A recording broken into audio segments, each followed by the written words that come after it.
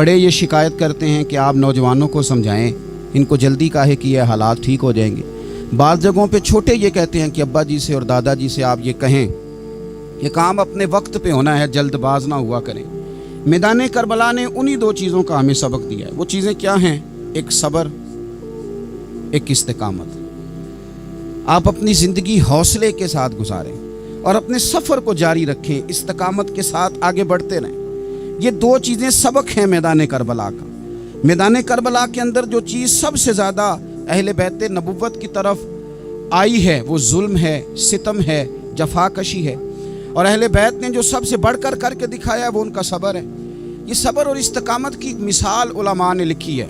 जिस तरह दरिया के दो किनारे होते हैं ना, अगर वो दो किनारे दरिया के मौजूद रहें तो वो दरिया अपने मकाम पे जाके खेत को पानी देता है, खलियान को पानी देता है, सब्जियां उगती हैं, दरख्त उगते हैं, ज़मीन बंजर हो तो उसकी आबियारी होती है। अगर वो दो उसके बंद साइडों पे कायम रहें, लेकिन अगर वो बंद दरमियान से निकाल दिए जाएं तो वही दरिया तबाही मचा देता है, सैलाब आ जाता है। इंसान की ज़िंदगी में सब्र और इस्तिकामत दो बंद होते हैं मेरे भाई, याद रखना।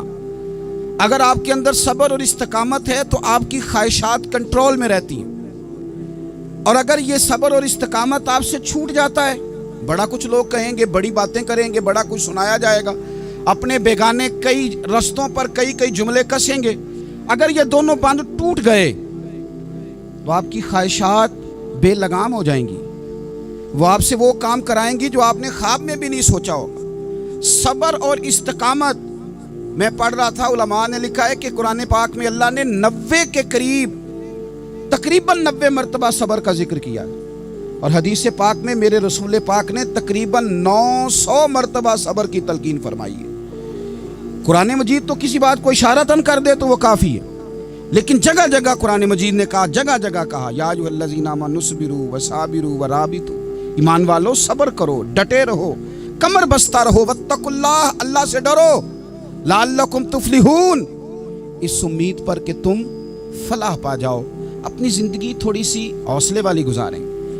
आप किसी की मोहब्बत में कोई जुमला कहे तो उसे भी ज़रा सहना सीखें, और किसी अपने के ख़िलाफ़ जब कोई बंदा बात करे तो उसे भी सहना सीखें। जिस तरह तारीफ़ आपको मीठी लगती है ना, इसी तरह जब तनकीद भी मीठी लगने लगे ना, जो नज़रिए के लोग होते हैं उन्हें तनकीद और तामीर से फ़र्क नहीं पड़ता, क्योंकि वो उनका अपना एक विज़न होता है, उनकी अपनी एक सोच होती है, वो अपने नज़रिए पर चल रहे होते हैं, उन्हें ज़्यादा परेशानी नहीं होती।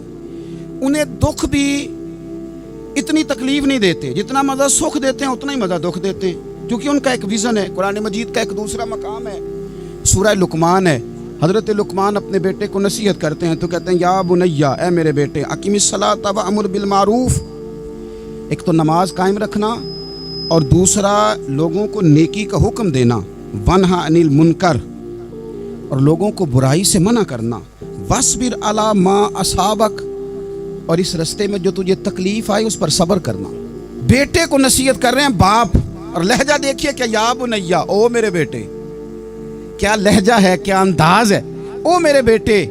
एक तो ये करना, नमाज कायम रखना, भलाई का हुक्म देना, बुराई से मना करना, और इस पर जो तुझे मुश्किल आए उस पर सब्र करना।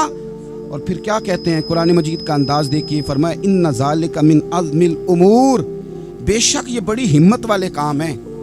नेकी का हुक्म देना, बुराई से मना करना, नमाज पढ़ना और मुसीबत पर सब्र करना, ये हिम्मत वाले काम है पुत्र, हिम्मत वाले काम है, ज़रा डट के करना, बेहौसला ना होना। एक बुजुर्ग बैठे थे, अल्लाह के नेक बंदे भी थे और तिजारत भी करते थे, लाखों का कारोबार था।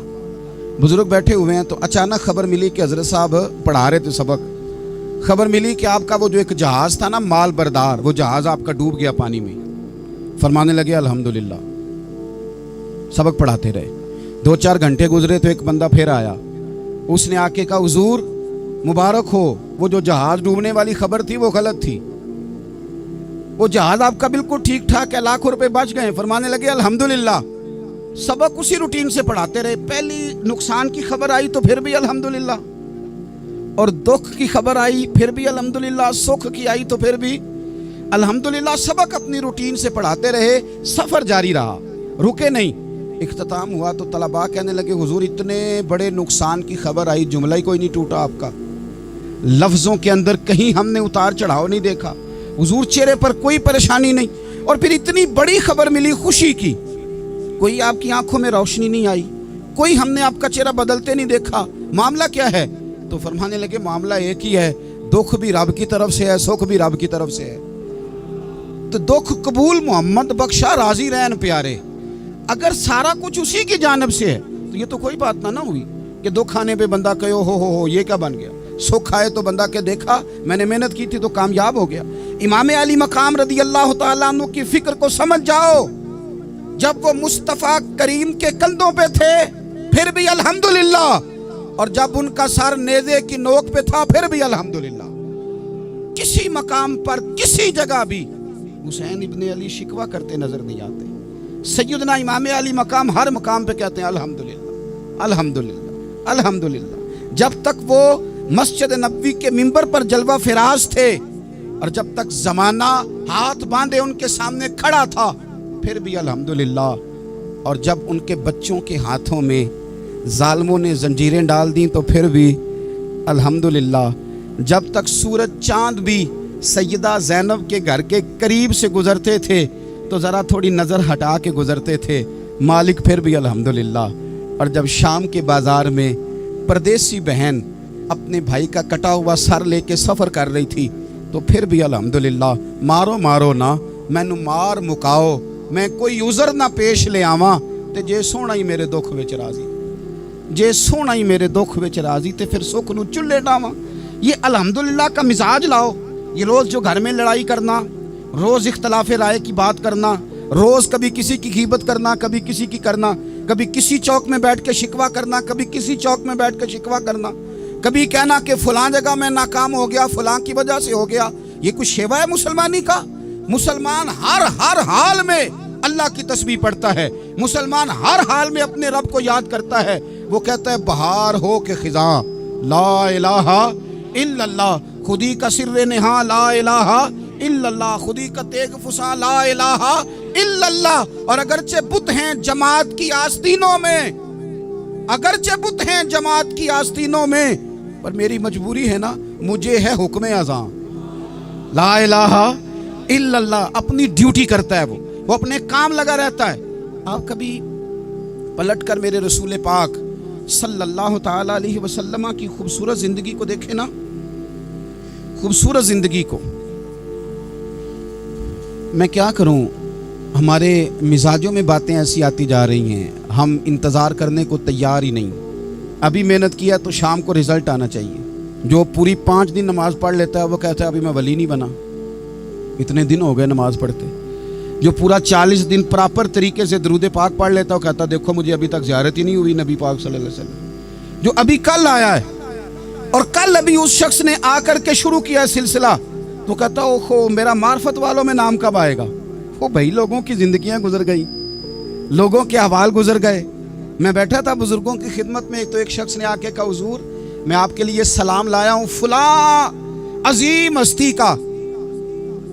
तो हजरत साहब ने उसको थपकी दी, फरमाने लगे पुत्र मैं इन्ने जोगा नहीं, तेनू कोई भुलेखा लग गया है, मैं बदकार पुराना खादम, ओ मैं नहीं इस काबिल यार, ये तुझे गलती लग गई है, मुझे तो अपने अमाल का पता है, मैं मौजूद था और साहिबे इल्म फजल बंदे के पास था। कहने लगे पुत्र मैं नहीं इस काबिल, मेहरबानी करना तू मेरे लिए दुआ कर, अल्लाह ताला मेरे ऊपर रहमत कर दे और कोई रास्ता खुल जाए। और सजनों सुनो, हजरत उमर फारूक जैसा बंदा मेरे रसूल पाक सल्लल्लाहु अलैहि वसल्लम के गुलामों में मौला अली शेर खुदा का मर्तबा कौन जान सकता है।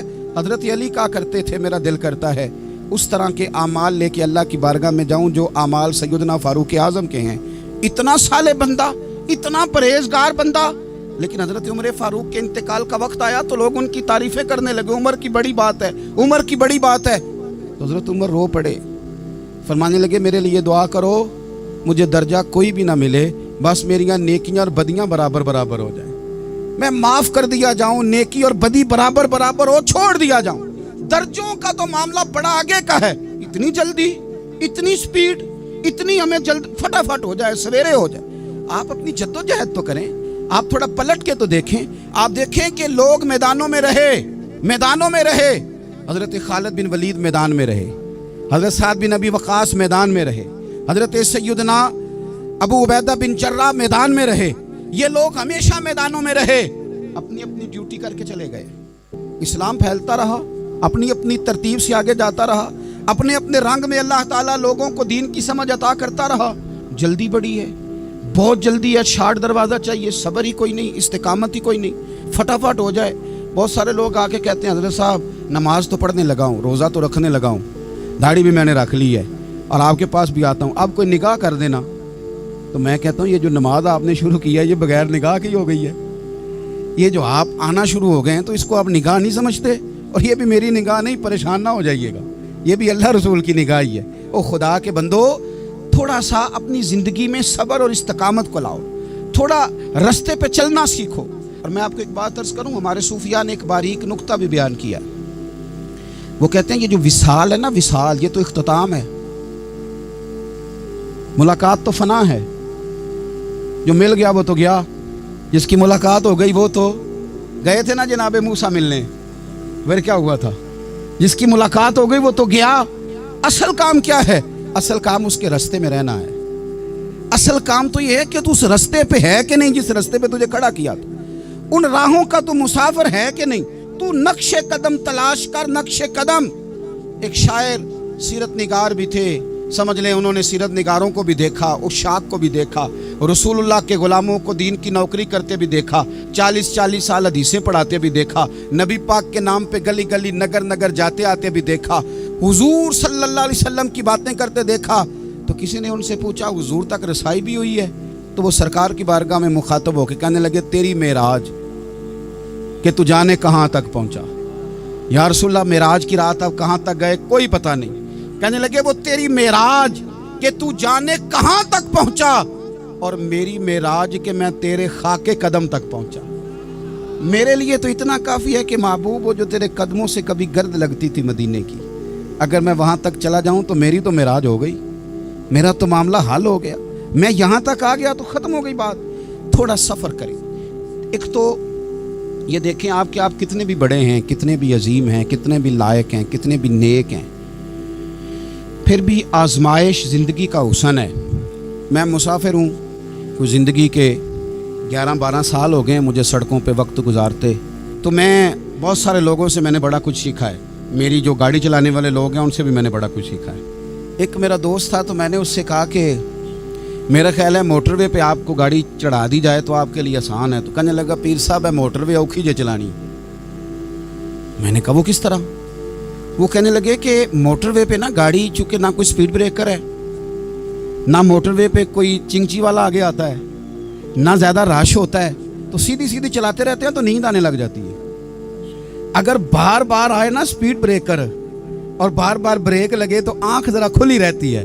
تو مجھے مسئلہ سمجھ میں آ گیا، میں نے کہا اس کا مطلب یہ ہے، اس کا معنی یہ ہے کہ جن کی زندگی بالکل سکھوں میں گزرتی رہتی ہے نا، آرام پسند ہو جاتے ہیں، جن کی زندگی بالکل آسانیوں میں بیتی ہے وہ آرام پسند ہو جاتے ہیں۔ اور اگر کبھی کبھی سپیڈ بریکر بھی آئے، کبھی کوئی دکھ بھی دیکھنا پڑے، کبھی کوئی اپنوں بیگانوں کی بات بھی سننی پڑے، کبھی کوئی قریب آتا دور جاتا دکھائی بھی دے، کبھی کوئی بیماری تندرستی، یہ حالات بدلتے رہیں، دن تبدیل ہوتے رہیں، تو پھر لطف بڑا آتا ہے، پھر مزہ بڑا آتا ہے۔ وہ کسی نے کہا تھا لگا نا جدو میدان ازل دا تے لوکی چوراں وانگ سدھائے، کسی نے لٹ لئی علم جوانی، کسے ہاسے چولی پائے، آزم ویک جہالت ساڈی اسی عشق خرید لے آئے۔ ویکھ نا جہالت ساڈی اسی عشق خرید لے آئے۔ اور پھر کہنے لگے کسے دے سر دستار امامت اس علم پڑھاون سکھیا ہے، تے کسے نے پہنے فقر دا چوگا اس زہد کماون چکھیا ہے۔ آزم ویکھ نصیبہ ساڈا اسی یار مناون سکھیا ہے، تم ویکھ نصیبہ ساڈا اساں یار مناون سکھیا ہے۔ میرے عزیز زندگی کے اندر دیکھو، کائنات میں سب سے زیادہ محبوبیت میرے رسول پاک کی ہے۔ میرے نبی پاک صلی اللہ علیہ وسلم کی زلف کی بات بھی میرا رب کرتا ہے، حضور کی آنکھوں کی بات بھی میرا رب کرتا ہے، حضور سید عالم کے چہرہ والضحیٰ کی بات بھی کرتا ہے، زلف واللیل کی بات بھی اللہ کرتا ہے۔ میرا رب रसूल पाक सल्लल्लाहु अलैहि वसल्लम के सीना अलम नशरा की बात भी करता है, पेशानी वल फजर की बात भी करता है, हुजूर की आंखें माज़ागल बसर की बात भी करता है। इतनी महबूबियत कि रसूल पाक चलें तो अल्लाह उसकी बात भी करे, हिजरत करें तो उसकी बात भी करे, जिस शहर में हुजूर रहें उसकी कसम उठाए। और हाल पता क्या है कि महबूब पैदा नहीं हुए तो बाप चले गए, अभी उम्र छोटी थी, माँ की खुल के ज़ियारत होना थी कि अम्मा भी चली गईं, दादा कंधों पे खिलाया करते थे, तो तारीख कहती है कि दादा का जनाजा उठा तो पीछे पीछे हुजूर भी आंसू बहा रहे थे। एक वफादार बीवी मिली तो अपने वक्त पे सैयदा खतीजा भी चली गई। एक टाइम आया तो जनाब अबू तालिब भी रुखसत हो गए। मक्के से हुजूर को इतना प्यार था वो छोड़ना पड़ा। सादिक और अमीन कहने वालों ने हुजूर की दावत को कबूल करने से इनकार कर दिया, तो रसूल करीम ने अपनी पेशानी पर किसी किस्म का कोई शिकन नहीं आने दिया। रसूल पाक मदीने आए तो लोग तलवारें लेके बदर में आ गए लड़ने, शहीद करने, हुजूर वहां भी कोई परेशान नहीं होते। मैदान उहद आया तो नबी पाक ने अपने चचा को कटे हुए वजूद में देखा, निकली हुई आंखों में देखा, कटे हुए होंठों में देखा। किसी जगह मेरे रसूल पाक सल्लल्लाहु ताला अलैहि वसल्लम शिकवा करते दिखाई नहीं देते। हुजूर की वो बीवी सैयदा आयशा सिद्दीका रज़ी अल्लाह ताला अन्हा, जिनकी पाकी का रब बयान करे, उन पर मुनाफिकीन ने इल्जाम लगा दिया। इतने पाक घराने पर लोगों ने उंगली उठाई। मेरे रसूल ने आंसू बहाए, पर किसी जगह हुजूर परेशान होते दिखाई नहीं दिए। हम ढूंढने लगे, तलाश करने लगे। जब दरवाज़ा रसूल पे गए तो हुजूर खुद बोले, मेरे रसूल फरमाने लगे, मेरे गुलामों याद रखना ये सब्र मेरी चादर है।